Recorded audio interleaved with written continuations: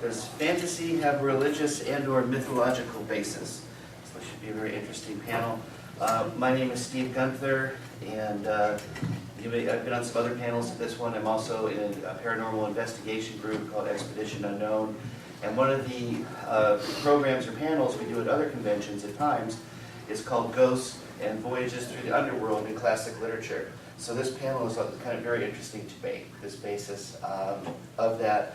And then also in religion and theology, this is an area I'm also very interested in, with miracles versus what we would call magic, and all the different archetypes that we see in classic religions and how they kind of bleed over into fantasy. So I think this is going to be a kick.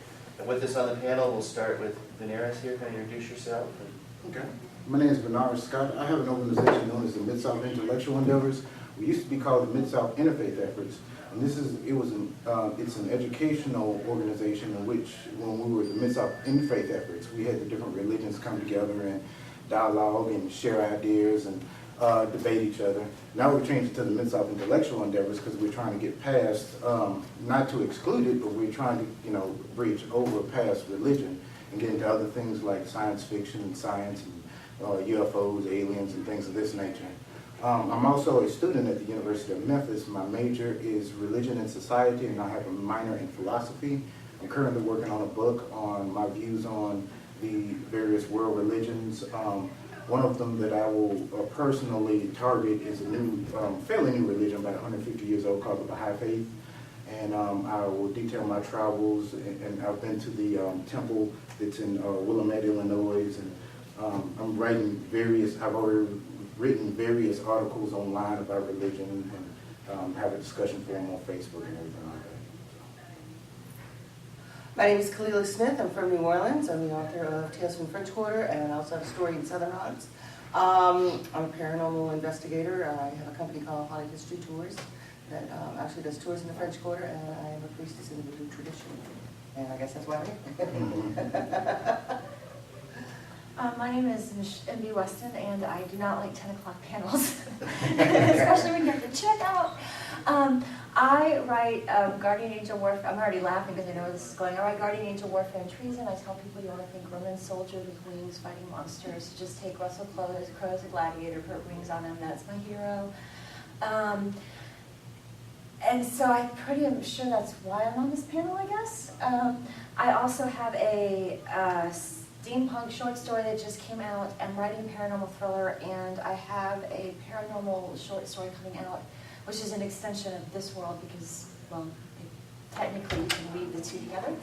And that's coming out probably in April. So, yeah.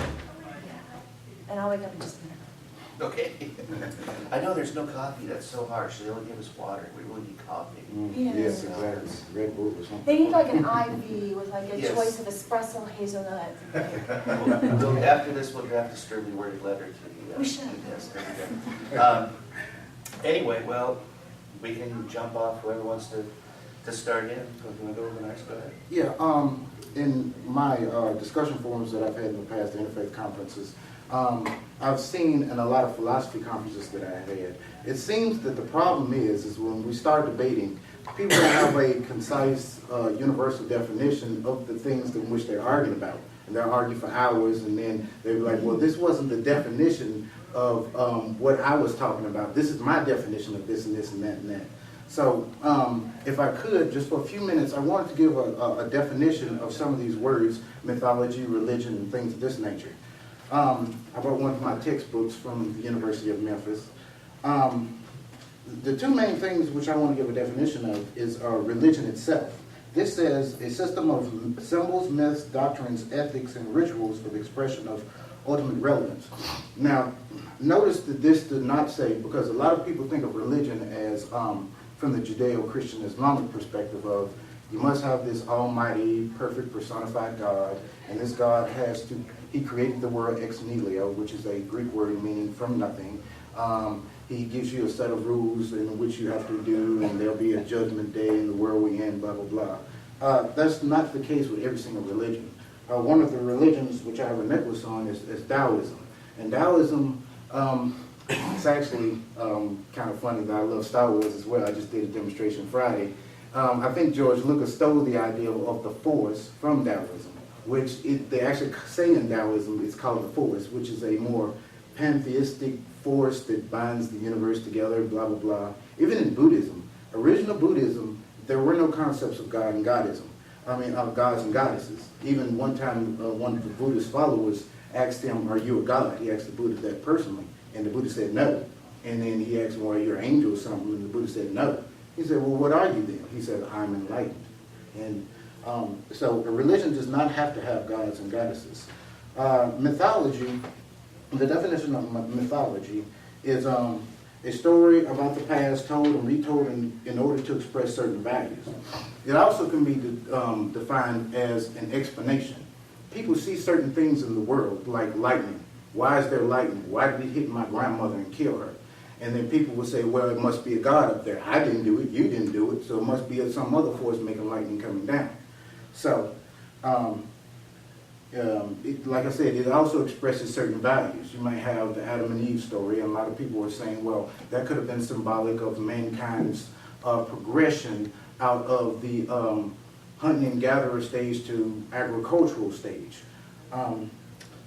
And the last one, I guess, the definition of fantasy, which is pretty much your imagination. A long story short, because I know these other panel members got to get into it. But a fantasy is pretty much your imagination and things that you conjure up in your head. A lot of psychologists will say, well, it's to fulfill an inner subconscious desire. That's why we have like imagination and what we might call daydreams or something like that. So just wanted to start that off. Another panel member wanted to. I guess whenever you take the idea of hold on, is religion important in fantasy? What's the panel title called? Does fantasy have a religious and or mythological basis? Because I've been on so many panels in religion, it's like, okay, which one? I think it depends on the author and what they're writing, but really, whenever you're writing, and how many of you in here are interested in being fantasy or science fiction authors, or speculative authors? When you're writing fantasy, and I just did a panel about writing fantasy last night, you're going to, how many of you are going to have to create your own world? Have fun. Have fun. Your world has to feel real. It has to feel like the world that that your readers live in. Because if the world does not feel real enough to your readers, you're not going to buy it. You're not going to buy books. And so, does fantasy have its roots in religion? I would say yes, because you're going to have to, I tell people we're writers, all of us will tell you, that means we're thieves and we're liars. We write a whole bunch of BS and we steal people's stuff. So I really encourage, I would say that most of what we're going to write as fantasy writers, as science fiction writers, will have to pull from religions that we know of, simply because you have to make your world feel real. And even if you don't believe in certain religions, people around you do. And not only that creates tension. Tension is what turns pages. It creates possible conflict for wars. I mean, it creates a lot of stuff. So that's I think that's why you see so many, why George Lucas would take something that we already are familiar with and put it into a movie. And a lot of people, I'm a Christian, and growing up, oh, you like Star Wars? You like Harry Potter? I'm like, yes. You come at me, let's start this argument right now, baby. George Lucas, he did it because it made the world feel real. So that's kind of... Right. I like that argument. I was tagging on that for a second. I love that. With Harry Potter, a lot of people came out and said, oh, you can't read that. It's witches, and it says that. Well, I'm sorry, but C.S. Lewis, didn't we already do this with The Lion, the Witch, and the Wardrobe? But he's okay. Yeah. But we can't do this one. I've heard Christians say that, you shouldn't read C.S. Lewis. I'm like, and you're educated. Yeah. So. That's a funny one. But the other thing I think is interesting is about ghosts. Obviously coming from a paranormal side, and then even in literature. I mean, you go back to we'll go back to the Bible again with King Saul not knowing what to do, so he wants to conjure up the spirit of Samuel to come and tell him what to do in this particular situation. So he goes to a woman who in the Old Testament says is the witch of Endor, which I guess is the moon of Endor. I don't know. But anyway, it's a very poor translation of the word, which the actual Hebrew word means like poisoner or something, but it doesn't mean witch, like spellcasting person. But she does conjure the spirit of Samuel up, and it says how he comes and he says, I told you not to do this, Saul. You're not supposed to have people deal with the dead and this and that. It always struck me as odd because it worked. Well, it always struck me as odd that she got scared. Yes. It worked and she got scared. I was Like she didn't expect it. But ghosts are so funny because then you see them in literature. You see them in, like I was thinking Hamlet. Hamlet's coming up here in Memphis in April.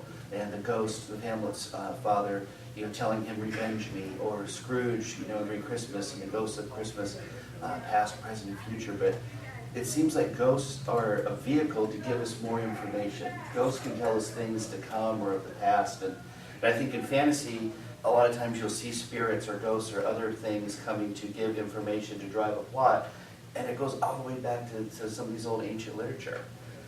It's fascinating to me. Right.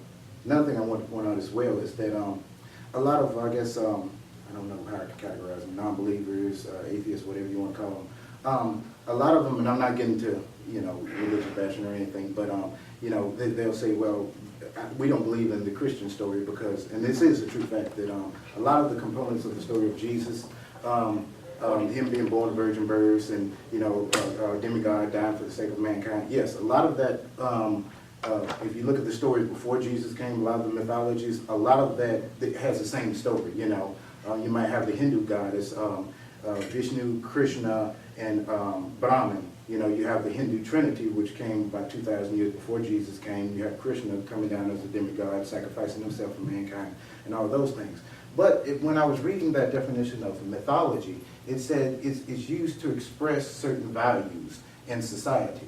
So, you could look at it as any time that, it's trying to teach you a moral story that, when you come high up, it's a sacrifice. It's always a self-sacrifice to help out mankind. And I hate this concept, and it's very pertinent in Taoism, is that, you have to know good in order to know evil. There's a balance between the two. Actually, this stands for man and woman, who are, human beings, two human beings, but they're totally different in a lot of their personalities and things of that nature. Men are, usually strong and, quick to temper, and women are more caring and more emotional and things. But somehow these two people come together, intertwine during sexual union, and make children. And that's the only way to keep life flowing, is these two have to stay in balance. And so, and of course, I don't want to get into philosophical battle, but, what is good and what is evil, the whole thing of one man's terrorist is another man's freedom fighter and things of that nature. But, certain values are expressed over and over again to teach us a more moral or more of a parable in order to bring us to the higher level or something like that, self-sacrifice, things of this nature. So, well, and when you apply that to writing fantasy and to having fantasy, you mentioned the values thing. The religion that you choose, or I'm not going to bring politics in it, but the political systems that you choose to give your characters, and that we've chosen to give our characters, will affect their values and the value system of the society. And that's one of the reasons why when you're creating a world, when we create our world, we have to think through what value systems, what religion, or how do people believe in what do they think is right and wrong, because your characters each have a different moral code. And hopefully if you write your story right, you're going to have characters with opposing moral codes kind of getting in arguments with each other. Right. And it's ways that, why do you see different religion type things in fantasy? It creates a real world, but it also creates conflict. It shows people how characters work, how a nation, because if you're making up your own world, you got to have your own nations. It's so much fun, isn't it? You guys, if you've done it, you know what I'm talking about. So. Right. I feel like I'm on a bad computer screw up dating thing, It's like, why am I here? I don't write fantasy. You have just jump off. Yeah. Sweetie, this is nonfiction. Oh, that's okay. not fiction. Yeah. This is fiction. Yeah, but it's got nothing to do with religion. I mean, I don't really feel that religion or mythology has any basis in what I write about. I'm writing horror. Oh, maybe a lot. Yeah, I'm not writing Yeah, So- and in urban fantasy, you're not going to find as much of a need to use the mythology or religion. No, It's no. not, or probably not. It depends on what you're writing. Epic fantasy, where you're creating your own world. Yeah. Yes. Yeah, so I'm like just going. Well, I have a question for you though.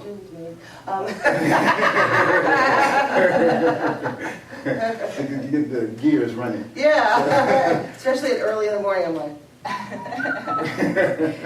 Now, I understand that a lot of spirits, you were speaking of different spirits on Friday. A lot of them may or may not have a physical, finite body, so to speak. Right. And a lot of times, I've studied with religion and idols and things. People say, well, these people are worshiping this idol. And a lot of the paganistic religion will say, no, this is just a personification. This God doesn't look like this. It doesn't have a form or anything, but you might have Shiva with the many arms, and it represents different factions of what Well, Shiva yeah, is, you know? in everything with spirits and with religion, you're going to use symbols. Right. You know, you're going to use symbols. It's just like in Christianity, you got the symbol of the cross. You've got the Star of David. I mean, these are all symbols that we can associate with. Mhm. So, you know, we don't know what these spirits look like. But in the African religions, they of course have their own mythology. You know, in Yoruba they have the Patakis, and they have the stories that go along to tell how these deities came into being, and what kind of personalities they have, and so forth. And are all, of course, aspects of that one God. But yeah, we don't know what they look like. So there's going to be representations of them, of what someone's interpretation might look like. So in voodoo in particular, you might see flags or paintings or so forth, and someone would say, well, that's Urzuli. Well, how come that one looks different? Because this is this artist's interpretation of what she might look like. Right. And then this is this artist's interpretation of what she might look like. Hmm. But we don't really know what they look like because they're not in physical form. Hmm. And that's where you get to have fun. Yeah, I mean, it's like, you know, I mean, in traditional, any religion, I mean, what does God look like? Right. Well, we don't know. We don't know what God looks like. You know, we might have our own interpretations of what that might look like, but, you know, we really don't know. Right. Well, and that's how you can create. When you're writing, you know, we don't know what they look like. We don't really know what's going on. I guess you would use the term behind the veil or whatever, and that's where we do get a little bit of freedom as authors, as writers, to create worlds that are based on what we know, but you can kind of mess with them a little bit, and you can get a little bit creative, and just kind of make the story your own. So it's still based in kind of things that we've experienced and stuff, but what goes on behind that veil is what we get to play around with when we're writing, you know, so. Did you have a question?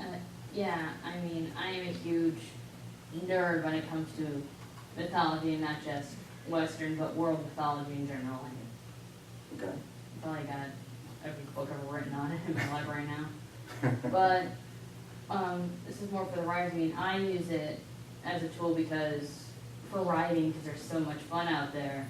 Mhm. What do you find, especially nowadays with this huge throwback to folklore and mythology, more mythology creeping in and starting to become some... Well, I actually used a lot of, I feel like a hipster. I used Norwegian mythology before Thor came out. So, you know, like I pulled from that because I needed something. You know, and I figured if I pull from Greek, of course the Elysian Chronicles, you know, but that was because Isengard was taken whenever stupid Tolkien came out with Two Towers. Or Peter Jackson came out with Two Towers. I'm like, I can't call it what I was going to call it. Crap. But yeah, you know, I like to do it for a couple reasons, like pulling from mythology and just pulling in different things, mainly because, first off, they're kind of like, it's kind of like when you watch Lost. There's little Easter eggs that they kind of leave for people. And I love that I can leave like a little name here and there, and I can use the word Nibelung, and people are going to go, ooh. You know, people in the know are going to go, oh, I know that. Oh, I can use the word, like create my own metal, and instead of calling it titanium, call it Assyrium, spelled A-E-S-I-R. And people who are in the know are going to go, oh, that's kind of cool, she did some research. And it's kind of like it's like a little secret between me and whoever's done that. As a It's reader, very- that's the thing that draws me in, that I think is clever, that I kind of latch on to, you know, so I like that. I'm glad that you do that. And I like books like that.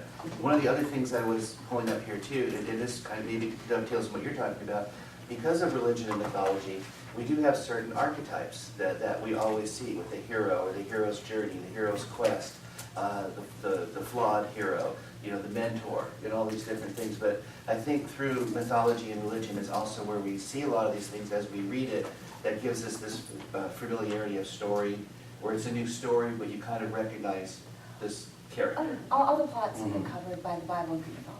I mean, it's how you execute your story is whether or not you're going to take it to the bank. But it's already written. So Yeah. you just have to execute. So as you said earlier, you're basically lying and ripping it off. You are lying or ripping off. That's what you're doing. You're stealing.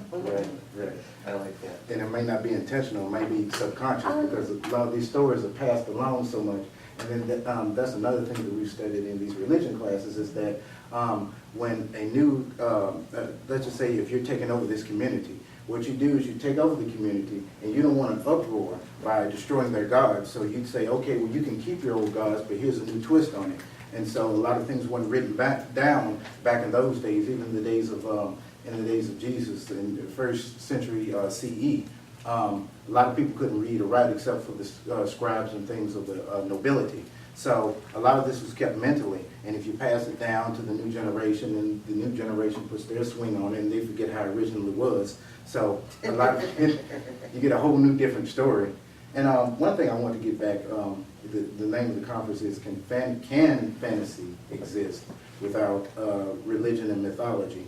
I guess what it's saying, can you have an imagination? Can your imagination spring up something original without something else? I guess it's possible in a way that, you know, from the psychologist's viewpoint, the reason why you have a fantasy and imagination, the reason why you daydream is to fulfill something that you need, something that you want, something that's terrible that's going on in your life, or something that you wish that could happen. And I guess it would be kind of hard not to implement other things, because we've been told this is right, this is wrong. Our morality is based, whether we think so, a lot of it's based on a lot of our religious teachings that we've been taught in the past. So I guess it's more of a question to myself and the rest of everybody, you know. Can you have an imagination? Does everything from your imagination come from religion and mythology, I guess? I think it can come from other things. I certainly think it can come from other things. Well, If it couldn't, then how did it get started in the first place? oh, that's a different debate. Which I can argue, but I'm not going to do this morning. Kalila, I actually was curious because you say you wrote a horror, Mm-hmm. but were you able to do the horror story without bringing in any kind of a religion aspect to it, which you kind of mentioned you already did? Well, I mean, it's a ghost story, so it's about paranormal, but it certainly doesn't have any religious overtones to it Right. at all. You know? Right, and I mean, I have this is, my story in this book is a short story about, it's kind of, what would happen if the Marvel Avengers lived in the Victorian times, you know? And so, which I guess you could argue, and you can argue, there would be a lot of comic book people who argue that there is mythology in comic books. We actually use the concept of, we say in Batman mythology or whatever, when we talk to comic book people. So, but I think yes and no. I agree with you on that, because like I do have very strong religious beliefs, but the story I wrote in here, there is, I guess you could say there's a right and wrong, but it really, especially the short story, you just don't have time. You just don't have Yeah, it's time nothing- to yeah, get in there's- there. You're in and out. Well, you know, in certain horror, it just, it's not applicable. Well, yeah. It's not, it doesn't fit. I mean, you know, unless you want to start getting into, you know, going on a totally different direction on it and, you know, becoming judgmental on the characters, because it's a ghost story. It's not going to have, you know, it's about someone that was murdered. It was about this. There's really no religious overtones to it. And I mean, if you consider science fiction, fantasy, a lot of that is based on the what if of science, and I don't really see where that has a whole lot of, you know, religious. I mean, did you think Star Trek has religious or mythological overtones to it at all? Well, I knew Star Wars did. Yeah. Star Trek. Star Star Trek, I'd say no. Yeah, No, you it's know. it's science fiction. But you still. But it is in the fact that it is fiction, therefore it is a fantasy. But But then you look at the Vulcan thing, You have the going right for and wrong logic issue. versus Yeah, emotion. if you I throw mean, it in I say you mythology, definitely find something It there. is Kirk like the flawed hero, because he's somewhat arrogant and he might press into other things where he shouldn't do. I mean, there's a whole element of that.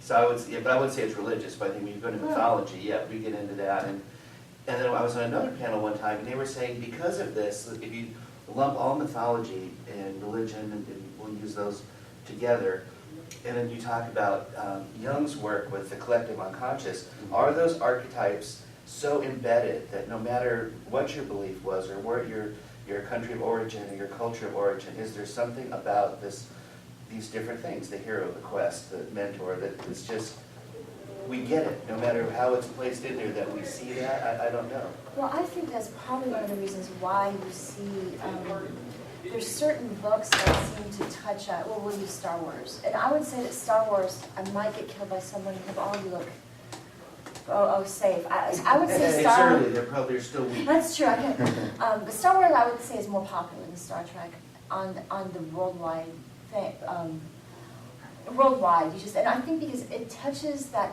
epic desire that we have inside of us, you know, like, there's just that, like you said, that archetype, that there's something, I think, inside of each of us that wants to be part of something bigger.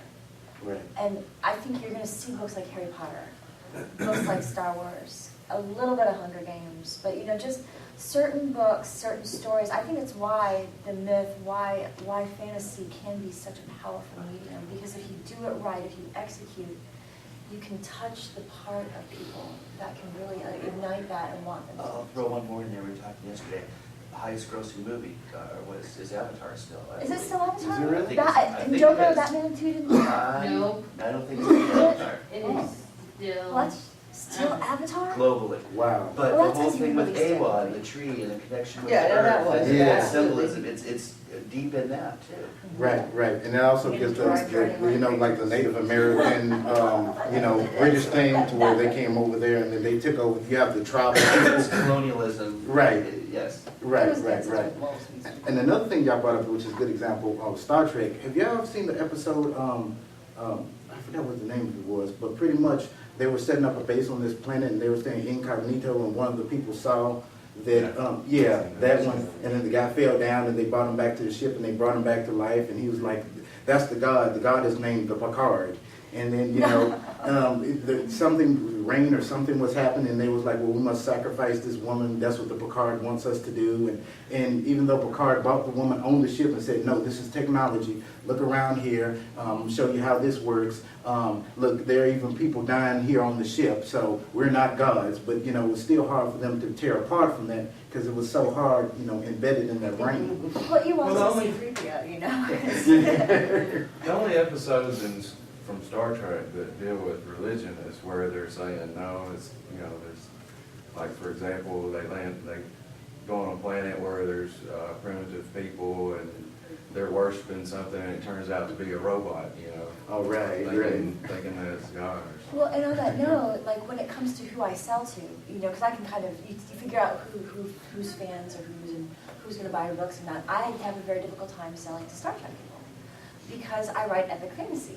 I can sell, if you look at Star Wars, all it is just a simple, it's a fantasy, mythological Western with lighty swords. I mean, it's based, all of its roots, George Lucas did major research on mythological archetypes. Just, he kind of went the fantasy route, but he disguised it with spaceships and lightsabers and blasters. And so I can sell better to a Star Wars fan than I can to a Star Trek fan because of what my stuff is kind of based on. And my stuff is more epic, good versus evil. Right, and another reason why Star Trek doesn't do as good as Star Wars is because Star Trek tries to stay That's somewhat... fighting words in some circles. Was it? That's fighting words. Watch it. Let me step back. The reason why... I've had that conversation. Don't But, stay out there for Klingons. Right, but like what she was saying, Star Trek tries to stay somewhat scientifically accurate. Star Wars just goes way off, and you know, it Oh, just, yeah, he goes off. you know, even the spaceships, they can fly all around and do circles, and to take that type And of it makes propulsion sound in in space. space, noise in space. Yeah, noise in space, and everything that blows up and the fire goes everywhere. Firefly, I mean, let's be honest. Yeah. Was that? The only one that didn't have noise in space was Firefly, let's be honest. Look what happens Because, now. Right. Yeah, that didn't It was go so so great, the well. ship would be moving and you would hear dead silence, and it was fantastic. It was. Right. I was watching Adam Baldwin on the panel, and he was saying that they were trying to figure out what gun he was supposed to use, and Joss is like, oh, just pick one that looks spacey and big. You know, so he's like, oh, accurate when it comes to spaceship. And I just pick a cool looking gun that looks big. You know, this year's Merit. I mean, seriously.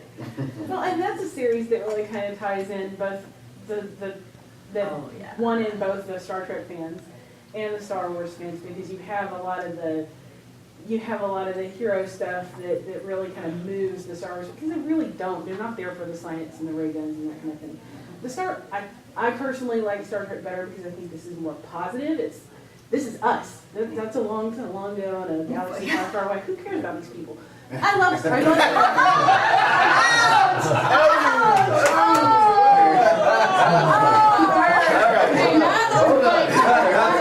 I love Star Wars. I like the hero's journey and the anti-heroes and the princess and the big stuff that happens. I even like the prequels. I like them because it's just more of the story. Blasphemer. I know, it's just more of the story. Even the stuff that I don't like about it, at least we got more of it.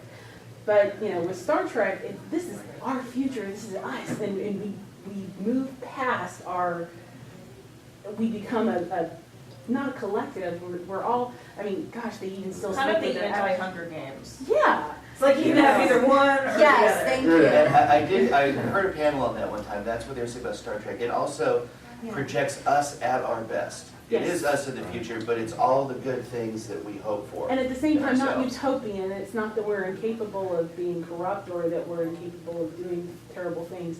But these are explorers, and they've decided to become part of a unified group that is going to work together and try to help the universe and build things and do stuff. They probably have health care. Yes. Right. And then, Nobody argues with that. Yeah. Right.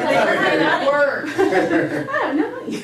And I think that's why they changed the stories with a lot of comic books. Like for instance, the Flash. At first, the Flash was a mythological. He was off Greek mythology. Mercury. Right. He was the fast messenger in Greek mythology. But when it came into the comic books, he was. I guess he had some kind of technology that comes out of his ring, or there's always a scientific It was spoof. hard. He was with heavy water. If he had an accident with heavy water in it, that gave him super speed. Right. And see, that makes it relatable. Because it's not that you're just born like the Incredibles, You can actually probably get these powers, if you catch a radioactive spider, or if you're like Batman and you go in the hills and train with the ninja masters, it's possible. But, and the other ones in other mythologies, you just have to be born a superhero, So it connects you to it, a little bit more.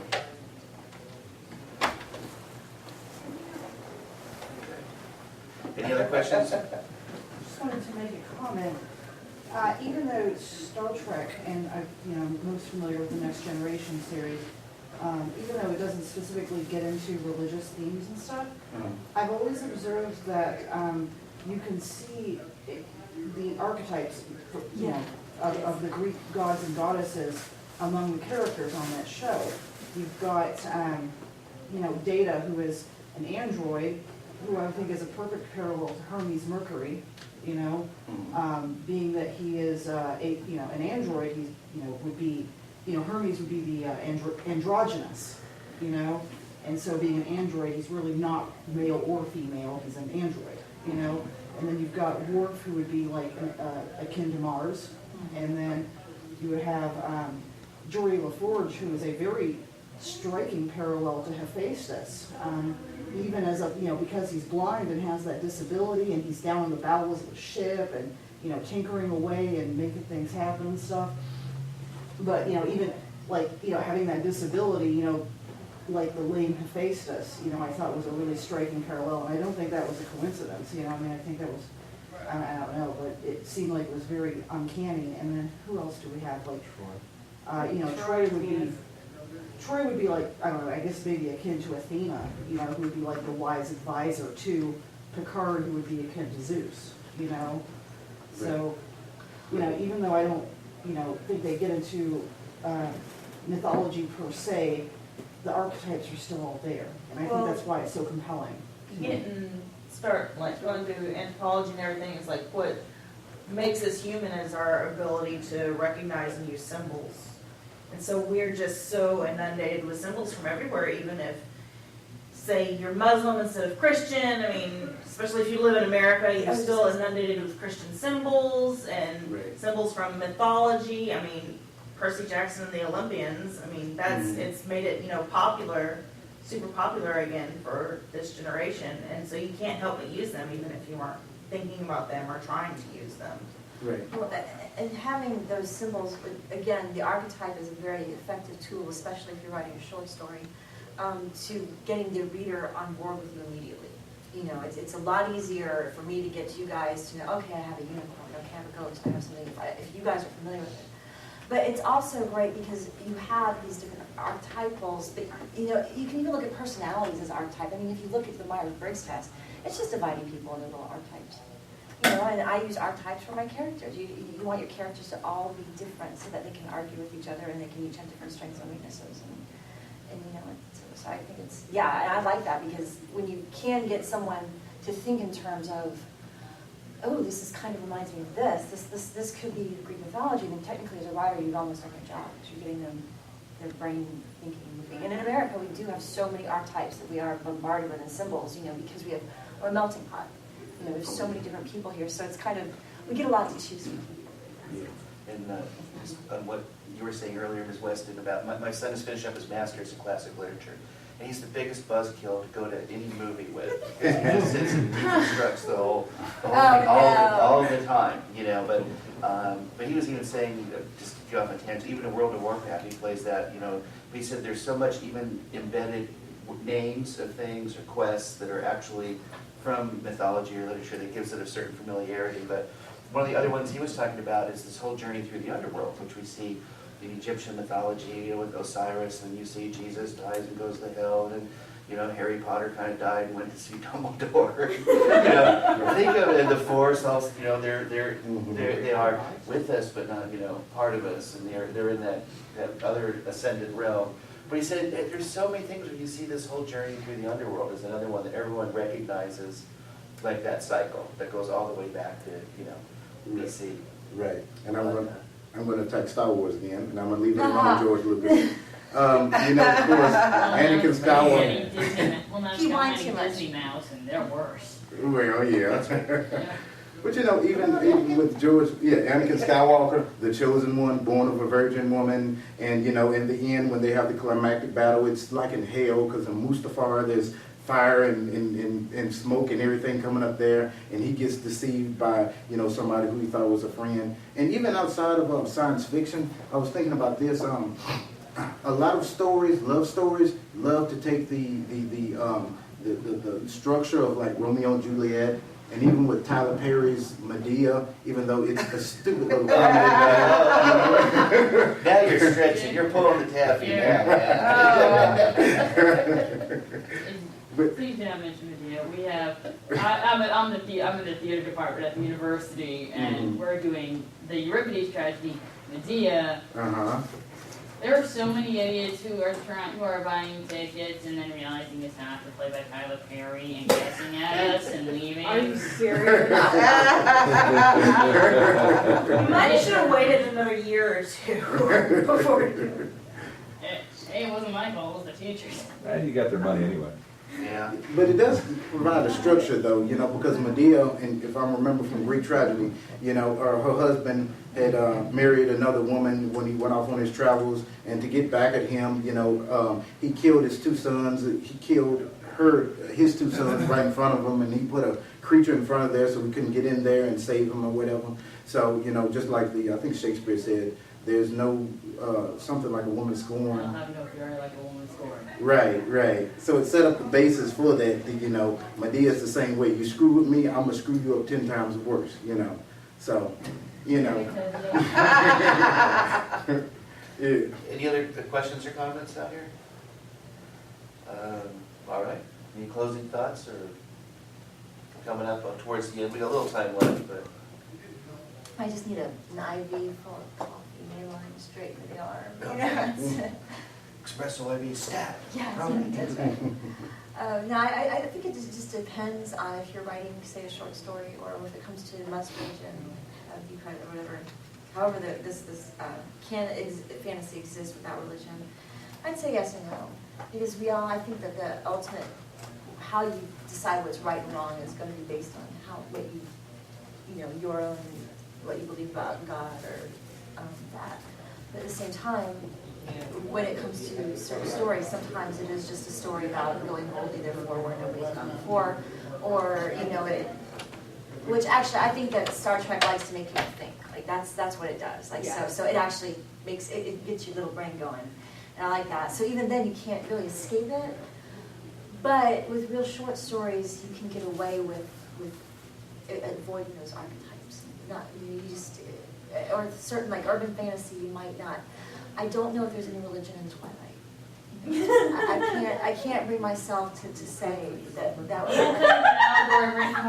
religion All right. Yeah, all right. Oh, you're killing me because you're giving this some validity here. Well, you still have the Romeo and Juliet type theme in there, so, you know. Yeah, like the don't do this, don't be stupid. Right. Yeah, it is Romeo and Juliet, if you go back and read it. Don't go on. Yeah, if he's stalking her, don't go away with him. Get a If you're restraining sleeping in your order. bedroom a lot when you're sleeping, might not be a good relationship. Yeah. Unfortunately, there are now more people doing stuff like that. Are you joking? You don't think so? So if somebody just sent me the beautiful creatures. That is the same story in reverse. I just sat there the whole time going, in school, okay, not sparkly, but now it's them. There's nothing new. Well, It's 50 witches Shades and of- not vampires. It's the guy instead of the girl. But they're all angsty and in school, and there's a teacher, and they sit together. I'm like, oh my Well, God. 50 Shades Yeah. of Grey actually started out as Twilight fanfic. Yes. Really? Yes. That's a whole other horror show. Yeah. This one owes me $30. She It's actually on the point where there's a web show reviewer called the Nostalgia Chick who is writing a compendium of 50 Shades of Green. And she's ripping off Twilight going, all right, this is making money, darn it, we're all going to make some. Right. And they officially decided to do Twilight with Cthulhu. That's too funny. You cannot allow this phenomenon to explode into other areas of our culture. We've got to stop this now. They already have fallen angels, aliens. But at least that's fun. I mean, this That's is. 50 Shades of Grey, Cthulhu. That's pretty funny. Oh. Well, they're writing it via committee, so everyone's on the Oh, internet okay. developing it, and we're all doing it that way. It's going to be a horrible piece of garbage, but darn it, a horrible piece of garbage. Oh. And I it guess still that I'm take wrong place at the with high it. school, Miskatonic High School. We Oh, still so leave it all in funny. there, yeah. Yes, and there's Edward Wheel, who is Indian now. Who There we is go, actual perfect. Indian. Right, right. All right, well, thank you all for coming and getting up early without coffee. Yes, Hope you've got something Thanks from for this. coming. Thank you, panelists. Thank you.